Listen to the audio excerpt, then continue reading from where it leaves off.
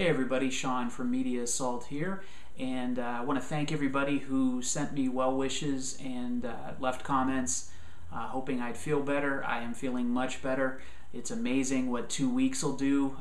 It's been 2 weeks since my last video, and just want to give a big shout out to my doctor and the massive amounts of antibiotics that I had to take. So everything's back to normal. I feel pretty good. And so I thought it would be nice to get another review online, and I decided to review The Last Starfighter. And this is the 25th anniversary edition Blu-ray. I actually got this for my birthday back in February. Just got around to watching it tonight. And I was just looking for something to watch tonight that wasn't really challenging. It's kind of light, and this was probably the perfect movie to watch when you're looking for a film like that.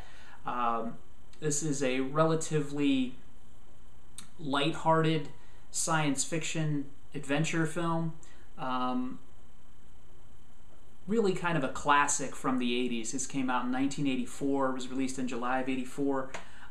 It was directed by Nick Castle and written by Jonathan Betul. Hopefully I'm pronouncing that correctly.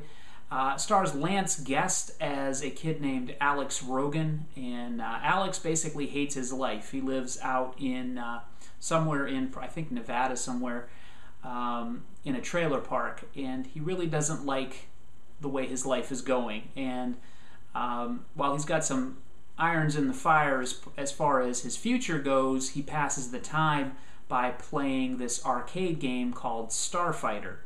He gets so good at it that he breaks the record for high score. What he doesn't realize, though, is that the arcade game isn't an ordinary arcade game. It's actually a recruiting device that was left on Earth by an alien race called the Rylans from the planet Rylos.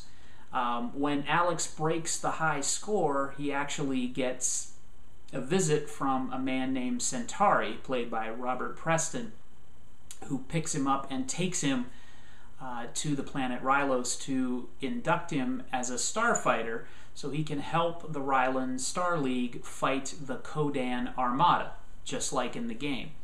I won't spoil anything after that, because one of the cool things about this movie is kind of seeing where it goes.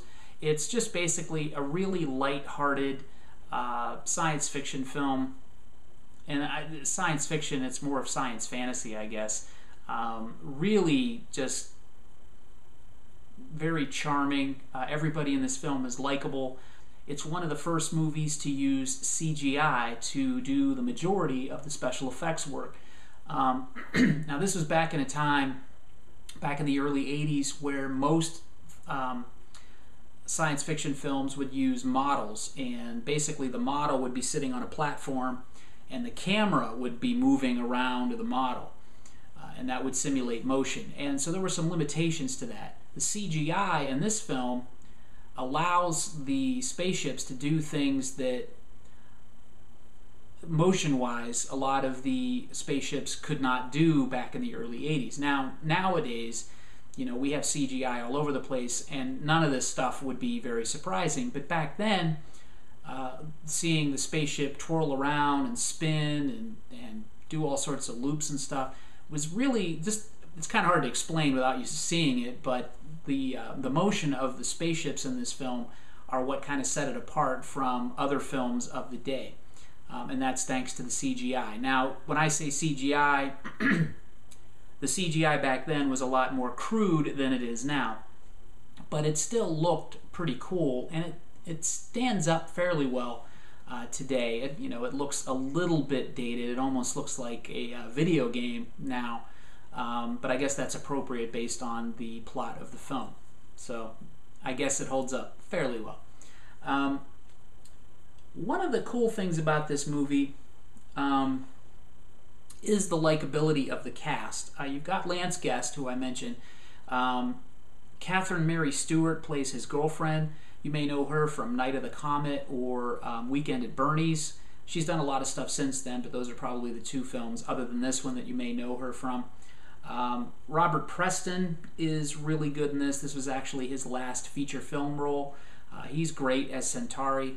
Dan O'Herlihy is in this, and you may know him as the old man from the RoboCop films, the first two.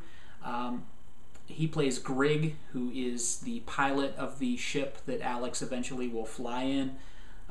He's really good. There's a lot of humor in this film. Like I said, it's really lighthearted. It's just a fun movie. Definitely nothing thought-provoking in this film at all. And just if you're looking for something light to watch, it probably would fit the bill pretty well. One thing that's kind of cool too, other than the cast, is that for a lighthearted science fiction film, this movie has a lot of connections to the Halloween horror series. Nick Castle, the director, actually played Michael Myers, or the Shape, in the first Halloween film, the one that was directed by John Carpenter. Lance Guest actually played Jimmy in Halloween 2 from 1981, and Dan O'Herlihy played Connell Cochran, the man behind the Silver Shamrock Halloween mask studio in Halloween 3. So I thought that was kind of cool. There's a lot of connections there. That's basically about it. That's all I have to say about the movie. If you catch the Blu-ray, and like I said, I got this for my birthday, but this can be found for about $10, probably cheaper now. It's well worth it.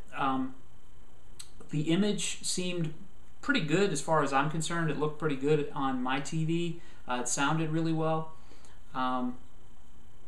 Sounded really good. There are some features on it. It's got Crossing the Frontier, the making of the Last Starfighter. There's an image gallery, and there is feature commentary by Nick Castle and production designer Ron Cobb as well. So it's well worth the $10 that you may spend to get it. If you can get it cheaper, by all means, pick it up. And as far as the film goes, I'd probably give it a 7.5 out of 10. I think it's a, like I said, it's a real breezy type of movie, but you really can't go wrong with it. And maybe modern audiences now might think it's a little cheesy, but being somebody who'd seen this movie several times since the 80s, I'm sorry, I got nothing but love for it. So that's my review of The Last Starfighter. And once again, I want to thank everybody for the well wishes. And as always, feel free to comment, rate, and subscribe.